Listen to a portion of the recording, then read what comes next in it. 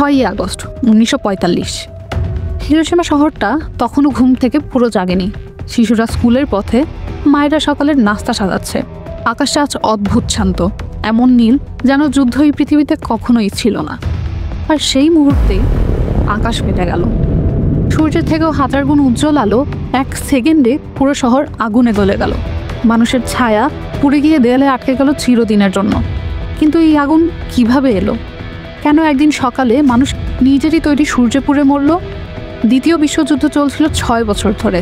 Germany ইতিমধ্যে আত্মসমর্পণ করেছে, কিন্তু জাপান এখনও লড়ছে শেষ নিঃশ্বাস পর্যন্ত। আমেরিকা চেয়েছিল যুদ্ধটা দ্রুত শেষ করতে, কিন্তু কিভাবে? তখনই শুরু হয় পৃথিবীর সবচেয়ে গোপন প্রকল্প, ম্যানহ্যাটন প্রজেক্ট। বিজ্ঞানীরা তৈরি করে এমন এক অস্ত্র যা একবার পড়লে পুরো শহর মুছে যায়।